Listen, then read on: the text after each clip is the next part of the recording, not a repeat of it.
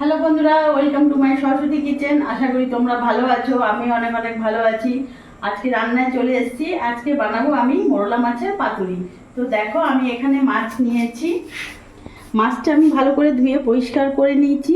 আর মোরলা মাছের পাতুরি করার জন্য আমি এখানে 1 চামচ সাদা সর্ষে, 1 চামচ পোস্ত আর হাফ চামচ মতন কালো সর্ষে নিয়েছি। তোমরা এখানে আমি লঙ্কা নিয়েছি, কাঁচা লঙ্কা, তোমরা তোমাদের ঝাল হিসেবে কাঁচা লঙ্কা দেবে। আর এখানে হাফ ইঞ্চি মতন অল্প একটু আদা নিয়েছি। আর এখানে নুন, হলুদ, কাশ্মীরি লঙ্কা গুঁড়ো আর সর্ষের তেল দিয়ে করব পুরো রান্নাটা আমি। তাহলে পাতুরি করার জন্য আমি আগে এখানে মাছটা আগে মিশিয়ে নেবো। তার জন্য আগে আমি সর্ষে, পোস্ত, কাঁচা লঙ্কাটা বেটে নিই।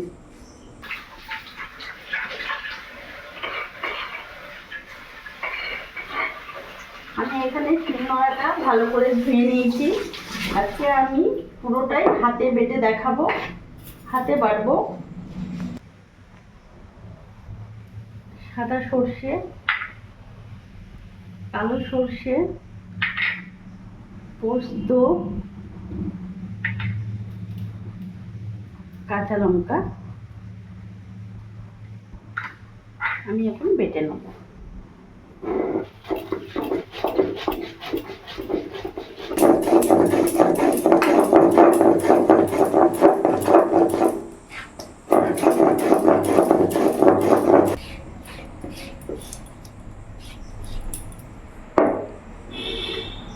আমার বাটা হয়ে গেছে।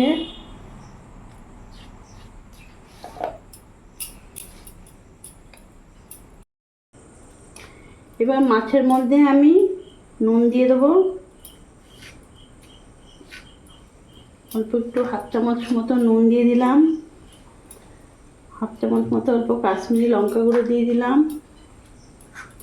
আর হলুদ দিয়ে দিলাম হাফ চামচ মতো।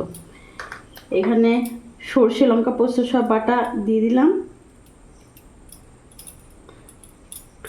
আদাটা বন্ধু তখন আমরা বাটতে একসাথে ভুলে গেছি, পরে আদাটা মনে পড়লো, দেখলাম, দিয়ে দিলাম।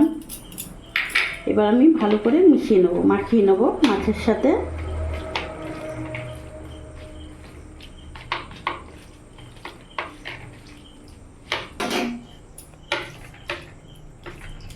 এর মধ্যে এবার আমি কাঁচা সর্ষের তেল দিয়ে দেবো। বন্ধুরা, তোমরা কিন্তু সর্ষের তেলই দেবে, কারণ মাছ পাতুরিতে সর্ষের তেলই দিতে হয় আর ভালো লাগে।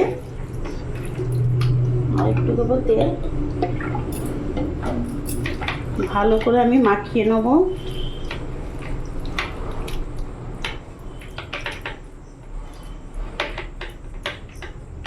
এইভাবে আমি চারিদিকে ছড়িয়ে নেব। হাতটা ধুয়ে আসছি।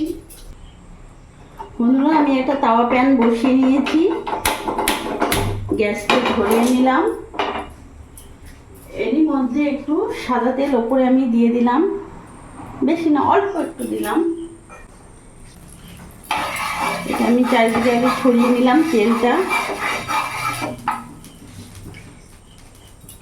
দিয়ে। এর উপরে আমি একটা কলা পাতা দিয়ে দিলাম, তার উপরে আরেকটু তেল দিলাম,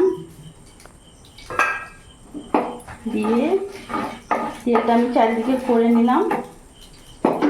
দিয়ে এই কলা পাতাটা আমি এইভাবে বসিয়ে দিলাম। দেখতে পাচ্ছ, গ্যাসটা আমি এখন মিডিয়ামে রাখবো। এর উপরে আমি আরো একটা কলা পাতা দিয়ে দেবো। আর না দিলেও হবে, আর লাগবে না। আমি কলা পাতাটা ঢাকা দিয়ে দিলাম। এর উপরে একটা ঢাকা আমি এরকম করে চাপিয়ে দিলাম। গ্যাসটা আমি সিম আঁচ করা আছে, একটু বাড়িয়ে দিলাম। বন্ধুরা, আমি 5 মিনিট পর ফিরে এসেছি। তখন ওই ঢাকাটা আমার ঠিক লাগছিল না বলে আমি এই প্লেটটা দিয়েছি। হ্যাঁ, দেখবো কি সুন্দর ফুটছে, এখনো হয়নি, টাইম লাগে। গ্যাসটা একটু বাড়িয়ে দিই।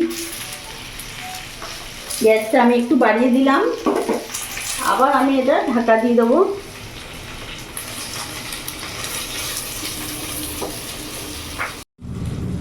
বন্ধুরা, আমি 2-3 মিনিট পর আবার ফিরে এসেছি। দেখি ঢাকাটা খুলে, প্রচণ্ড গরম।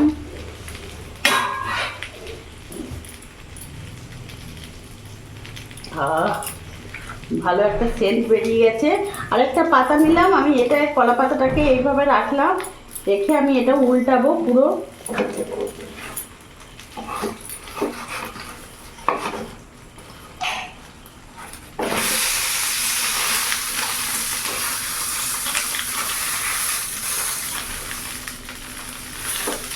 এবার এটা আবার কিছুক্ষণ এই পিঠটা আমি ঢাকা দিয়ে রেখে দেবো।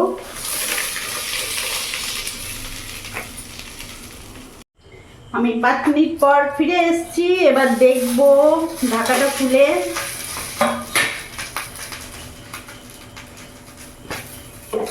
আর একবার উল্টিয়ে দিই আমি, এটাও গরম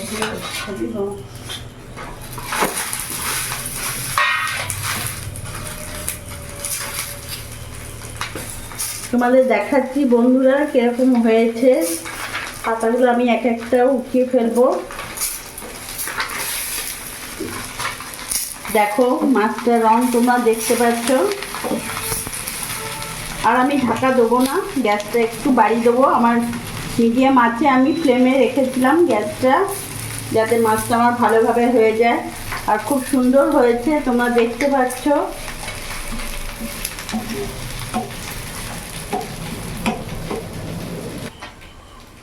বন্ধুরা দেখতে পাচ্ছ মাছ পাতুরি পুরো আমার হয়ে গেছে। আমি এবার গ্যাসটা বন্ধ করে দেবো। এবার আমি নামিয়ে ফেলবো।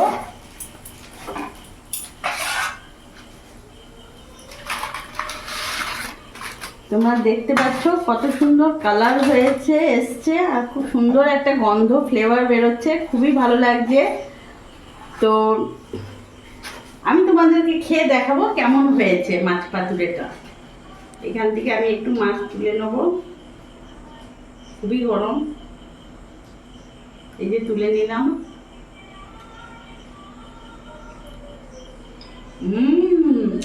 দারুণ দারুণ। ভাতে আর কিচ্ছু লাগবে না, আর কিচ্ছু বলার নেই, ভাতে আর কিচ্ছু লাগবে না। তো বন্ধুরা দেখলে আমি কিভাবে মাছ পাতুরি করলাম। তোমরা বাড়িতে হলে অবশ্যই হলে একবার করে দেখো।